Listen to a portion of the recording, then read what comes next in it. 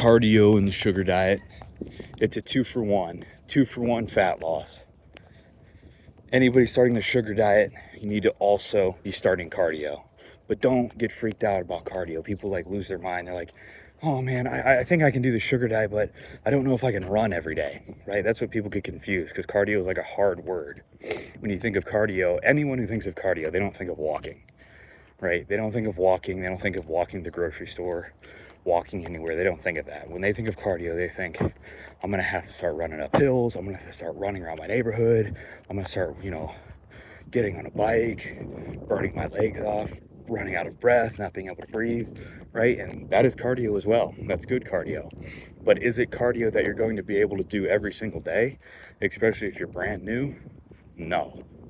And first of all, no one is going to be able to adhere to that every single day, right? That's sort of cardio where you're training your heart, especially if you're someone who can't be dedicated to it, like a bike racer or a marathon athlete or something like that. Okay, that's good. Maybe once or twice a week, you do it for 20 minutes. You get your heart rate up, you do interval training, and you work on your stamina. That's excellent. That's great.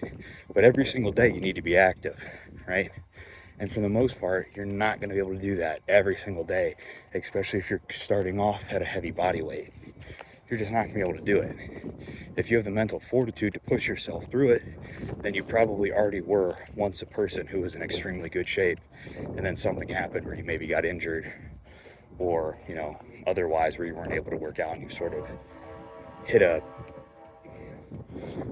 body fat or some sort of weight in your life that you don't want to be at, but you didn't really have a choice because of what happened, right? But otherwise, for most people, including myself, I'm not going to run every day. I'm not going to do running training every single day. In fact, I don't really care for running. I like the bike. Get on the bike, an assault bike or some sort of spin bike or something like that. Or if you're outside, get on a bike and go up a hill a couple times, get your heart rate absolutely pumping, right? Until it's about to fall out of your chest. I like that.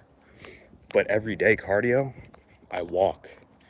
I walk as much as I can. In the winter, it's hard. I don't usually walk to the gym in the winter because you're so cold and it takes forever to warm up. But I'll walk to the grocery store. I'll walk around my neighborhood. I try to make use of it. I try to make it almost productive walking. So like right now, it's a nice day out, not too hot. And that's another thing. If it's like 100 degrees walking to the gym, if it's a decent walk, you're going to drain yourself. So if it's a nice day out, not too hot, not too cold, I'll walk to the gym. It's a decent walk there, decent walk back, and I get my steps in. And then maybe later in the day, I'll walk to the grocery store, pick up some fresh fruit, and then I'll come back. And that's pretty much my steps for the day, right? Would everything be faster and would I have more time if I used a car? Yeah, absolutely, 100%. But at least it's productive walking, right? Now, you can just walk if you want to start off.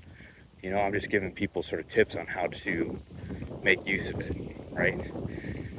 If you can't start off that way or you don't want to, you just want to walk maybe 20, 30 minutes a day, that's excellent.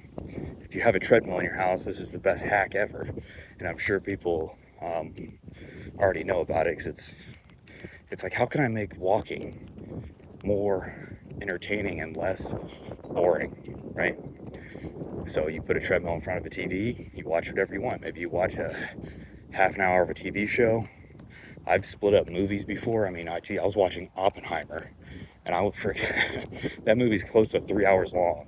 And I think I watched it in 2 or 3 walking sessions, because I got to like an hour and a half, and I was like, man, I can't keep watching this movie. So I turned it off.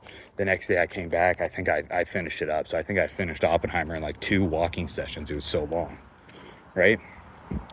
But I was able to do that while being active, and it wasn't taking away from the enjoyment or the experience of the movie either. Now, you'll definitely be able to focus and enjoy the movie more if you're sitting down and taking it in. But for me, I've just gotten to the point where I'm able to just be almost normal, just walking every time I watch something on TV, right? I can't remember the last time I've like sat down and watched a movie.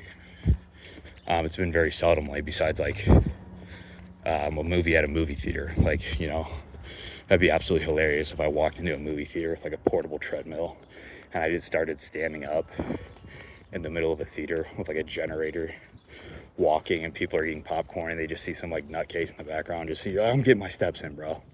It's 3 hours. I can't, this movie Sinners is 3 hours long. I can't be sitting here. I gotta get my steps in. You just hear the treadmill belt going back and forth. That's about the only time I sit down when I watch a movie is at a movie theater. Or maybe I'll finish walking halfway through an episode or halfway through a movie and then I'll sit down. But it's just making use of your time, right? We waste so much time on YouTube, right? We waste YouTube, TikTok. There's so many things that have like conquered our time, and they're all a waste for the most part. I would never bother, watching YouTube shorts or anything like that when I'm on the treadmill.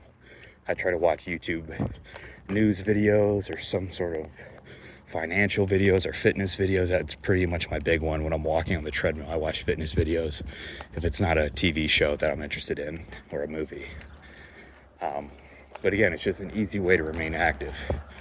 So if you're taking on the sugar diet, why don't you, hold yourself a little bit more accountable and take on walking as well, right? It's not hard.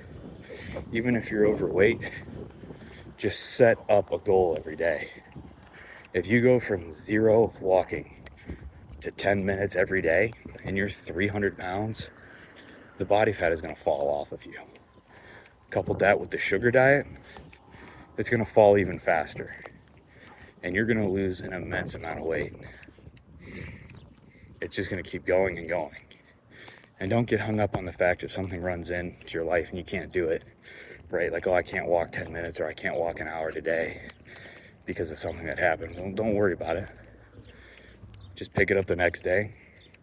And that's the beauty if you do, small amounts of cardio each day, maybe like 10, 20 minutes and you miss a day. Do 40 minutes the next day. If you can't, don't worry about making up for what you lost. Just do 20 minutes and just get right back on it. The diet and the cardio that you can adhere to day to day to day is going to beat anything you do in one day. It's going to beat anything you do in one day. So as long as you're able to stick and adhere to the cardio, stick and adhere to the sugar diet on a day-to-day basis, right? You're not worried about that one bad day you had or that one, time you had to go out to eat with your family or something like that. You don't worry about that. Go out to eat with your family and then right back the next day, go back into a sugar diet day or a sugar fast day. You don't worry about it. Oh my God, I messed up on one day, it's over. It's done. This whole diet's ruined. I messed up one day. We have a calendar year of 365 days. I messed up one day, it's over. I'm just going to throw away the rest of the year. That's stupid, but a lot of us do it, and I've done it. So just pick the diet, the sugar diet foods you can adhere to. Pick the cardio you can adhere to. Give yourself 2 months, and at the end of 2 months, you'll be a completely different person.